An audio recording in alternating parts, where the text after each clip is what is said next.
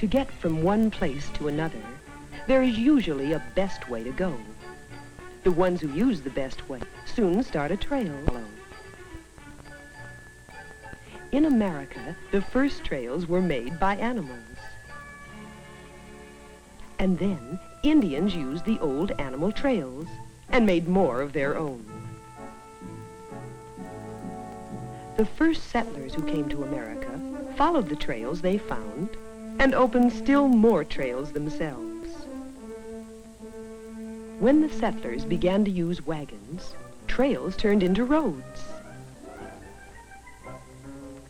The early automobiles had a hard time on dirt roads in bad weather. And so the roads were paved. Roads that let drivers get around from place to place in town are called streets. Streets never really end. You can go from any street in America to any other street, in any other town. And cars are going somewhere on these streets all the time, day and night. But what about people on foot? Well, people on foot still have trails. In town, these trails are usually paved and called sidewalks. But sidewalks do not go on and on. Most sidewalks have to stop when they come to a street. Ever since the old days, people on foot have learned that they have to look out for what is moving in the road or the street.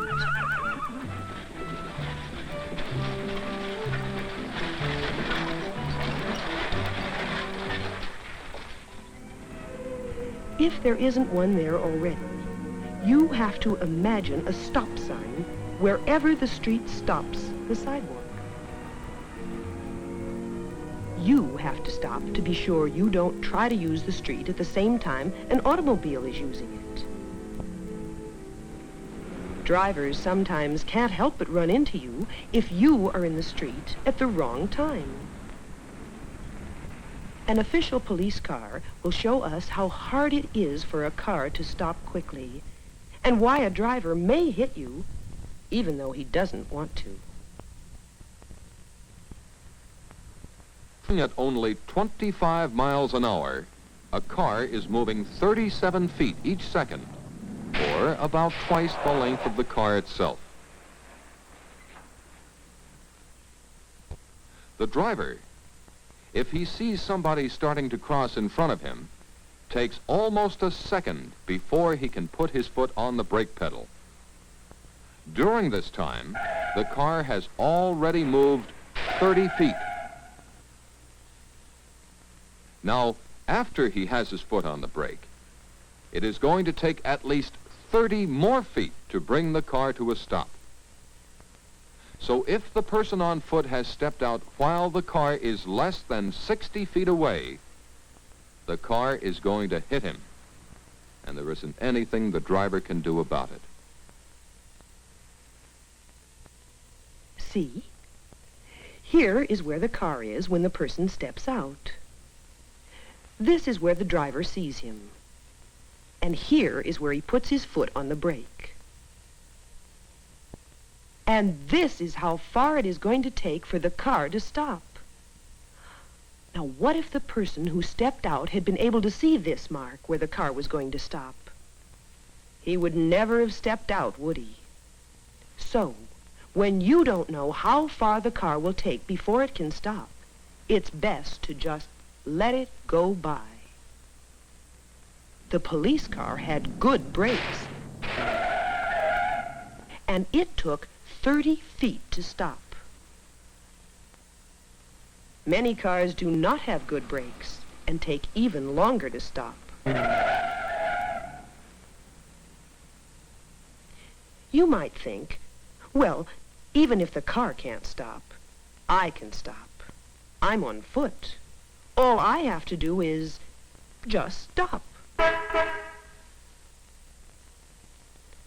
It takes longer than you think. A young person walking normally suddenly sees a car coming. But But it takes a second or so to see the car and decide what to do. Then he stops. Actually, it has taken 6 to 8 feet to come to a stop.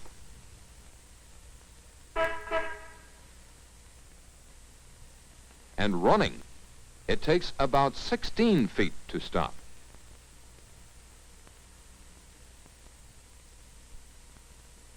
This is the reason why you should always walk across the street.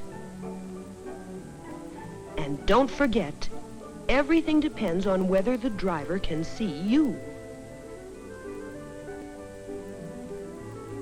Can this driver see this person about to cross the street? No. From where the driver is sitting, the corner post of the car makes a blind spot. Now, there is one way to be sure you are not in a blind spot and that the driver can see you. If you can see his eyes, you can tell if he can see you.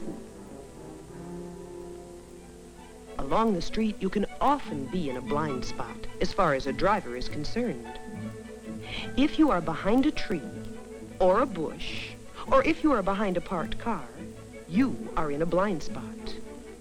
Many people are struck by cars when they suddenly appear from behind something in the middle of the block. The driver doesn't want to hit them, but it takes time to stop a car.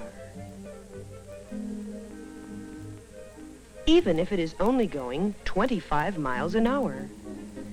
And if it is going faster, it's going to take even longer to stop.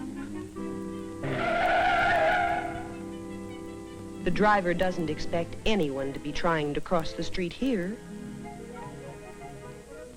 And it is always extra dangerous to try to cross anywhere but at a corner or a painted crosswalk. Remember, to get from one place to another, there is usually a best way to go. The best way to get from one side of the street to another is to go safely. This means at a corner or a crosswalk. It means if there is a traffic light, wait for a new green light.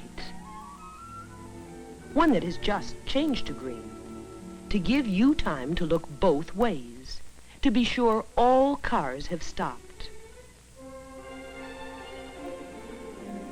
To give you time to look behind you, to see if there is a car coming down the cross street, a car that is going to turn at the corner.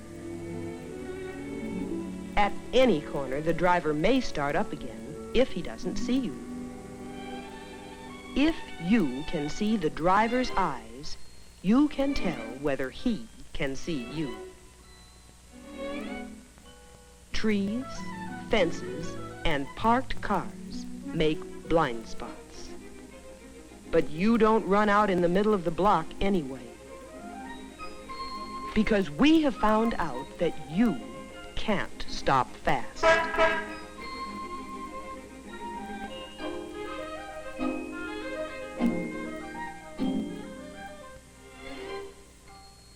And we've seen that it takes a driver a long ways to stop. And that he may hit you even though he doesn't want to. So you always cross at the corner. And you stop, because even the sidewalk stops when it comes to the street. When you always cross safely, you get into the habit of crossing safely, and it becomes easier to remember to do it. Because even though it seems you are safe at the stop sign, at the stoplight, in the crosswalks, you never take chances. You always use your eyes and ears.